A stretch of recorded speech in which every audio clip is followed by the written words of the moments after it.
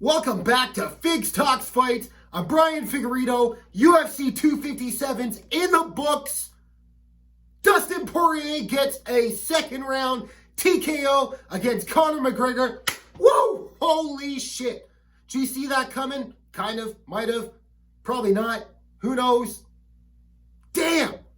What an upset we had tonight, especially on the bookmakers. And what a revenge for Dustin Poirier to come back after 6.5 years after losing to Conor McGregor at UFC 178 back in September 2014. Let's get into this fight. Damn, this fight was exciting right from the get-go. Conor, you could tell, had a different approach of the way he's approached his last few fights, having no respect for his opponents, but actually came in, stance down, hands up nice and tight, picking his shots, landing some heavy shots on Dustin Poirier that by far you would have to imagine after getting knocked out by Conor McGregor 6.5 years ago to think, oh shit, is it coming now? Is it coming now? No, Dustin Poirier absolutely persevered, okay? Dustin Poirier started to mix it up, throwing in a takedown, making Conor have to prove his defensive wrestling game. I don't think Conor looked too much ready for it, but there might have been a different game plan going on with Conor. We'll get to that in a second. But look, Poirier looked great. Got him down for a bit. Got a bit of control. Did a little bit of damage. Conor worked his way up. Good job for him. Conor had the heavier shots in the first round. Made Dustin have to work a little, but Dustin started chipping away at the low calf kicks on Conor McGregor, getting outside kicks and making sure that he wouldn't be able to spring like he normally does on guys and load up that big left hand. All right. Anyhow, second round starts. Look. Wow. Let's take a second and give a slow clap to Dustin Poirier. All the pressure on him, okay? To come back 6.5 years later, ups and downs, watching the guy that you just got knocked out to, that you were actually the guy to actually stop the hype train of Conor McGregor back in 2014. You're watching this guy take off, become larger than the world, and now you get to just take a deep breath. You knew you took the better of his shots and come forward in the second round. That's exactly what Dustin Poirier did in this fight. Came in immediately in the second round, started to mix it up. Conor looked a little bit more patient. Now, my wife made a great note to me that, look, Conor McGregor, absolutely he was confident coming in this fight. Absolutely he looked focused coming into this fight. He offered no excuses at the end of this fight, okay? Very humble guy, as cocky as he may have started off his career and still may seem to appear every time to time, look, this guy was humble in defeat tonight. But, as my wife said sometime during the in the beginning of the second round, I should say, telling me, look, McGregor looks like he's poised, keeping his calm together. He's going to see what Dustin has to offer him, and then start to come off for the attack. You know what? It looked like that might have been McGregor's plan. For sure, he was taking his time, putting his shots together, and then looking for somewhere to explode. And look, he's had this whole gas tank issue that he's trying to call a myth. And look, he looked fine coming in the second round tonight.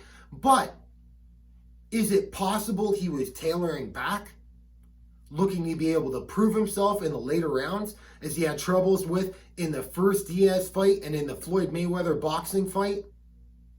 I don't know, but something to think about. Now, getting onto it, Dustin Poirier just kept chipping away at those calf kicks, chipping away at the leg, and as soon as McGregor started to stutter, Poirier just started to pour it on him, okay? Caught him with a long left cross, and then just got him up against the fence, started putting shots at him.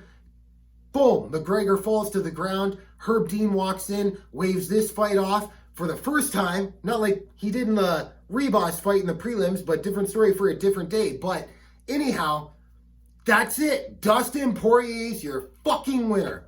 Getting a TKO in the second round against Conor McGregor. Look, Conor didn't look bad in this fight.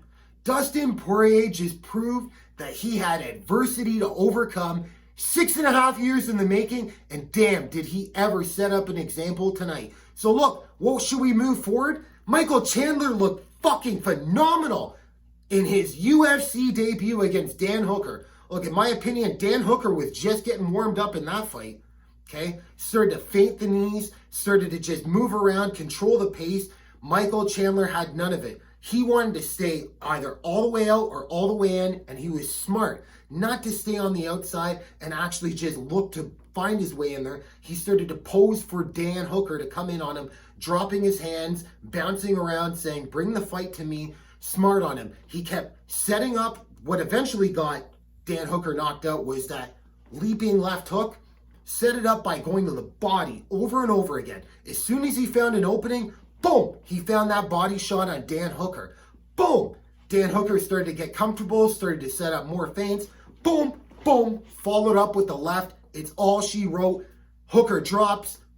Michael Chandler goes in for the guillotine, abandons right away, sees Dan Hooker still with it. Boom, boom, boom.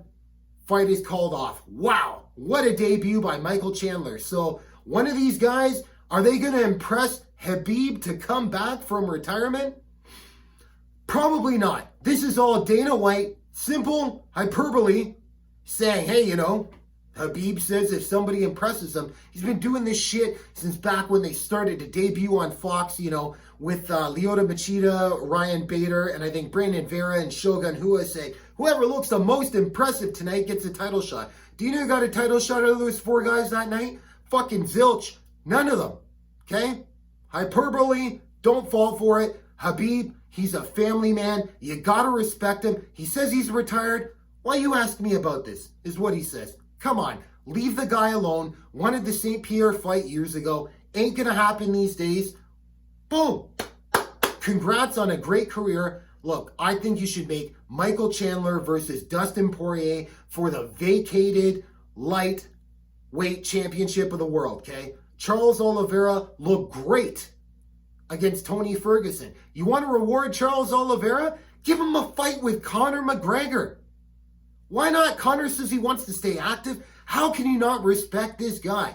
After all he's gone through, superstar status, this guy has more money in the bank account than you, all your relatives. If you're the average person, I'm sorry, if you're some rich guy coming across my channel, you probably aren't. But anyhow, you, all your relatives, everybody this guy's got all the money in the bank to buy everybody out, okay? And he's actually cage fighting in mixed martial arts at the highest elite level.